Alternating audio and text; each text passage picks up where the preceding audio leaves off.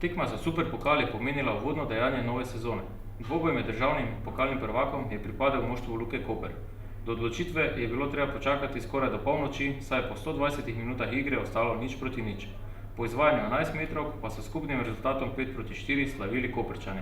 Zmagovalci superpokala 2010 so nogometaši Luke Koper. Kako sta komentirala dogajanja na igrišču trenerja obeh ekip Darko Milanič in Nedžad Okčič?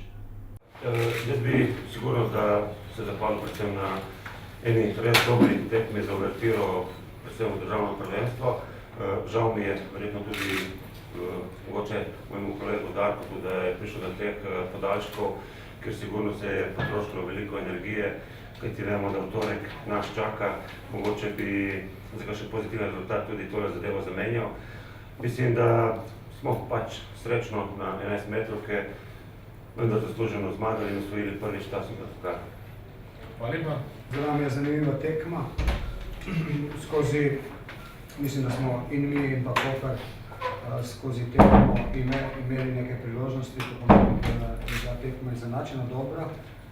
Mi smo danes izgubili po 11 metrovkah z zelo kakovostnim moštvom, katero zna igrati dober nogomet, zelo izkušeni in fantje so od 50 minute naprej igrali dober nogomet, si preigrali neke priložnosti, nažalost nismo zadeli in potem na koncu so pokazali več rutine, več živcev in tekmo po 11 metrov zmagali.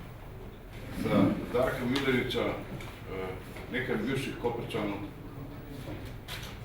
v ekipi ste mogoče pri 11 metrovkah razmišljali o tem?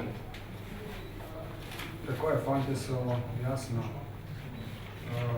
se o tem pogovarjali, da jih vratar Kopra pozna. Tako da videti tudi zato ni hotel izvajati 11 metrovkov med prvimi petimi. Vendar je potem kot šesti nekdo moral in realnost pač on ni zadeval. Vendar je bilo govora o tem, da jih pozna.